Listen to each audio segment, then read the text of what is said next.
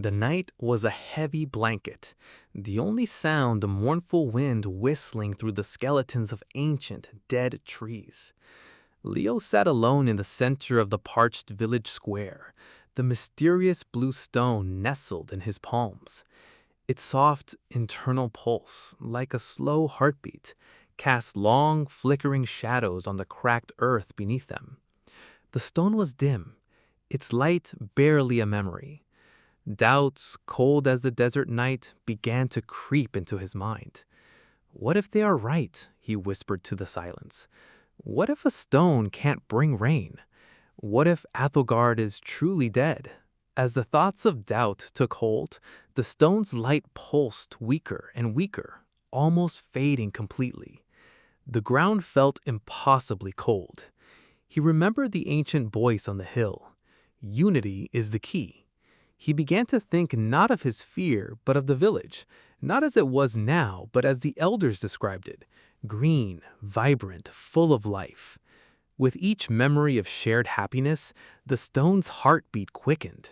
Its light began to grow, not just blue, but a shimmering, cool blue that radiated. Near the blacksmith's forge, old Hoven, unable to sleep, was stoking his fire. He looked across the empty square and saw the blue beacon. He had seen many tricks in his long life, but this glow was different. It didn't look like fire. It looked like water frozen into light.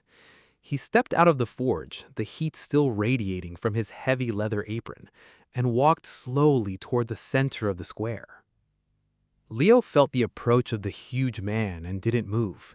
He kept his eyes on the stone. Hoven stood towering over the boy. "The boy with the stone," Hoven rumbled, his skepticism a heavy presence. "You think this can change anything?" Leo finally looked up, his eyes meeting the weariness in Hoven's. "I don't think, Hoven. I feel it. It is thirsty, and so are you." Leo reached out, extending his hands. Hoven hesitated. His muscles, strained by years of hammering, were tight with tension. Slowly, he reached out his calloused, powerful hand. His rough finger made contact with the surface of the pulsating stone. A profound silence fell, heavier than the night. Hoven gasped. He didn't just feel the stone, he felt a surge, like a memory of a strong current. The stone's light, which had been bright, became intensely powerful. A shockwave of cool blue energy, invisible but felt, radiated outward, causing a ripple in the thick, dusty air. The invisible shockwave rolled across the square, a silent, cool wind. In their homes, families woke from troubled dreams, sensing a change. They saw the blue light reflecting through their shutters. A collective breath seemed to lift the village. Leo watched as the stone didn't just brighten, it seemed to resonate. A faint, low humming sound began. Hoven, his face now soft with wonder, didn't let go. He looked at Leo, and for the first time, the weariness was gone. "I saw something, boy," Hoven said quietly. "A line, a path, under the square, where the old aqueduct was said to run." Leo looked down, and he too saw it.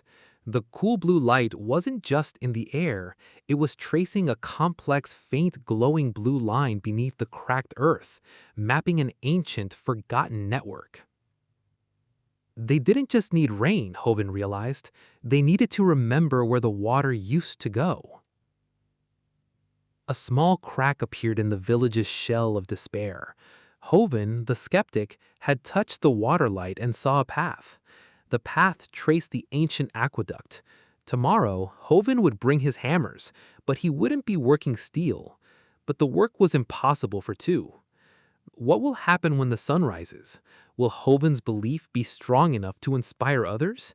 And can they truly uncover an ancient aqueduct buried by time and sand? If you felt the first pulse of hope in Aethelgard, make sure to hit that subscribe button right now.